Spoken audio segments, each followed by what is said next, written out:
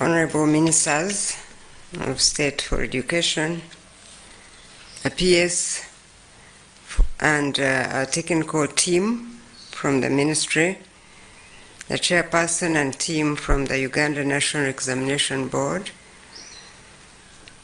the media fraternity, ladies and gentlemen, good afternoon to you all. And today, we release the results of the 2020 Uganda Advanced Certificate of Education examination. This is the third and final set of end-of-cycle examinations administered by UNEP. Now, with today's release, it makes a total of 1,165,024 young people that have completed Primary 7, Senior 4, and Senior 6. It is yet again another occasion to thank God for His faithfulness. We celebrate what our young people have achieved in the face of all gloom and despondency that many of our people were driven into by the pandemic. In addition, we are very grateful that the 2020 Uace examination were conducted smoothly, just like PLE and UCE exams. We know that all this was possible because of the mercies of God, the dedication of UNEP, and the cooperation with various state agencies that always come in to support the sector whenever we are executing such undertakings. Thank you, our frontline people, the teachers, the head teachers, the parents and guardians that have walked this journey with our young people. The 2020 UNEP examinations are a testament to the fact that when we put in effort, one should not be surprised about better performance. In our continuity of learning interventions for the sector, A-level students were not availed the printed home study materials like it were for other classes. Instead, these students had limited in-person attendance of lessons from school and subsequently sitting their final exams. As you have all heard or read, maybe, the 2020 Uace performance was better than the previous cycle of 2019. From the results, you can see that 70% of the candidates in 2020, compared with the 64% in 2019, attained 2 or more principal passes to qualify them for progression for university education. On the other hand, in 2020, less than 1% of candidates, compared with 1.4% in 2019, failed to attain a satisfactory result to qualify them for progression to university or tertiary education. Now this improvement was also seen in the other 2 examinations for Primary 7 and Senior 4 previously released, confirms that the fact that our continuity of learning interventions during the period of school closures were really not in vain. Indeed, God continues to do good things for us. I know many people would rather not include God in what they think, but those of us who believe in Him believe that He is still able to do the impossible. So I do thank God that we have had a fair share of very good surprises this season, from better overall performance in academics for our young people who completed their 2020 end-of-cycle exams, as well as those that lifted our national flag high at the recently concluded 2020 Tokyo Olympic Games. Therefore, for me, I must say I'm very happy. And I am thankful to God. There are weaknesses here and there, but we cannot deny that a lot of good has happened also in this very difficult season. I am glad to note that the examination malpractices also have continued to decline. Overall, in Peer E, in UCE, and now in Uace, some of you may not have realized that for 3 years in a row, there has not been leakage of examination papers. This is a great step, and I do applaud UNEB for this sustained tightening of the nuts to rid our system of such shameful vices. The figures given by UNEB also indicate an increase in the number of candidates that took sciences in 2020 compared with 2019. Now, this development, as you heard from Honorable Myingo, must be applauded and encouraged. When we have more candidates taking science subjects at this level, then the prospect of taking up the places in the science-based programs at the universities and other tertiary institutions also improve. I do observe that we often present results comparing the performance of girls and boys here and there. How one sex does well and another does badly there, and sometimes magnify the unsatisfactory performance of one over the other. Honestly, we should be fighting against unsatisfactory performance in all its forms, irrespective of whether the learner is a girl or a boy, wherever they are. What worries me is when I hear and read about girls dropping out of school and being married off. To me, this is the real issue that we should boldly confront as a society. To my fellow parents and guardians, we cannot fail to play our part of nurturing our children and then blame it on government for the outcomes. Nurturing children in the home is a responsibility of the parents and guardians, not the state. When our young people are getting married off while still children, it is a sign that the parents or guardians has not fulfilled their role in the upbringing of those children. It may be convenient to blame the state as a scapegoat, but the truth is that parents must play their role. The earlier this truth is realized, the better our society will be.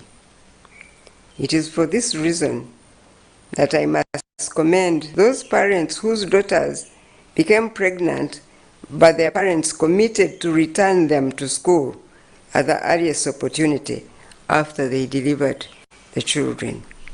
That determination gives me the hope that those learners who did not return to school at this level for various reasons will still return to school to continue with their education. I want to encourage them to do so because our education system does offer a second chance to all who want to take that chance. The role of parents and guardians notwithstanding, as I have said before, there are indeed challenges within our education system that can only be addressed as the quality of our teachers improve. I have shared experiences and examples with my technical people of schools that are doing much better because they have invested in the quality of their teachers. In quality, I'm not referring to just attainment of further academic qualifications, but the training of the head, the heart, and hands, as I have said many times before. Therefore, as a sector, we're doing everything possible to develop strategic partnerships with entities that are reputable enough to help us with the training and sharpening the training of our teachers. I congratulate those who have performed well in this examination. While the attraction of university education appears to remain strong, I still want to appeal to our young people to consider taking advantage of the opportunities available in tertiary and vocational institutions. Now, based on the overall performance we just saw, many of you have qualified to join other post-secondary institutions that are not necessarily universities. So you can join teacher training colleges, technical training colleges, health training institutions to pursue diverse careers paths. Please interest yourselves in what is offered in our technical and vocational options also. To those who did not achieve as well as expected, I encourage you not to despair and not to give up. There is always another chance. Please explore other pathways that are available in our education system and not just the academic one. And that is not to say that I discourage the academic one, but I'm saying that many who go for these academic qualifications come through the universities and then fail to be employed. That's why I try to encourage our young people also to consider other areas of training which may be easy for employment for themselves and for others. If you keep yourself safe and healthy, you still have time ahead of you to explore many other opportunities in life. In talking about safety, let me continue to remind head teachers, principals, and heads of other education institutions of learning to mobilize your respective teachers, critical non-teaching staff, and learners above 18 years of age to go for their COVID-19 vaccination jab as vaccines become available. I have engaged with the Minister of Health, and she agrees with me that when the next consignment of vaccines arrive, which I believe has happened, vaccination posts shall be extended to schools, to universities, and tertiary institutions. Yes, and we hope that this will reduce the congestion at the current centers where COVID-19 vaccines are being offered. Therefore, I urge our teachers to do this for yourselves, for the children that you teach, and for your families also.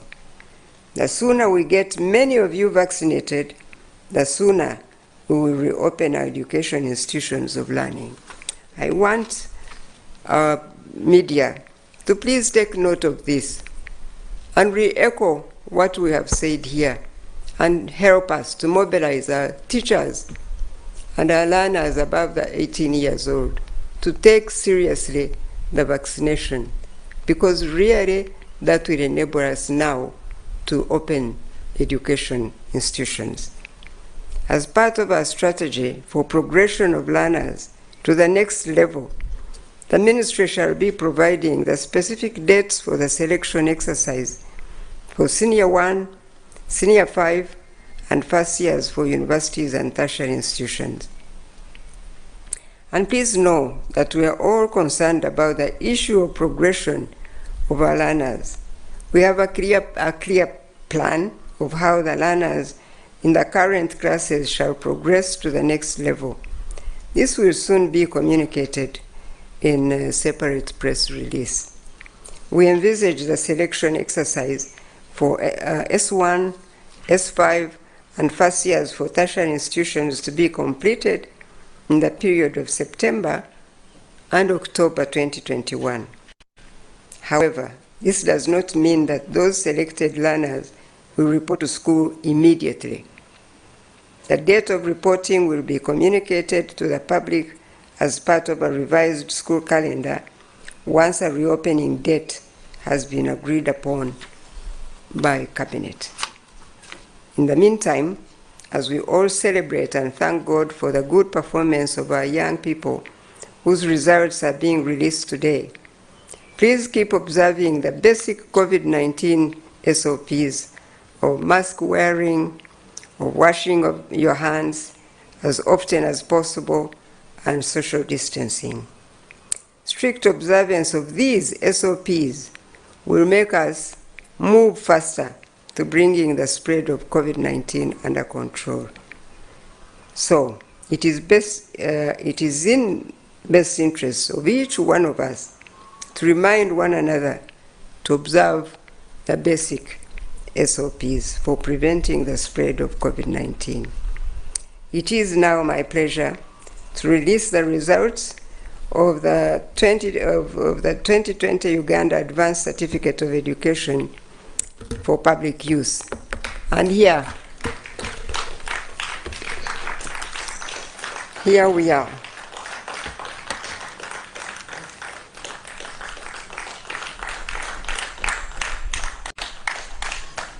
Here we are. Yes and amen. I thank you all and God bless you.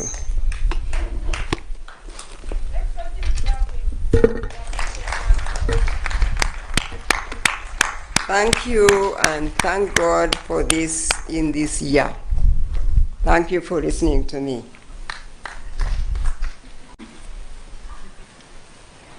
You lift it a little bit. Thank you very, very much, Mama, for these very great, wise, and motherly words. Can we again appreciate her?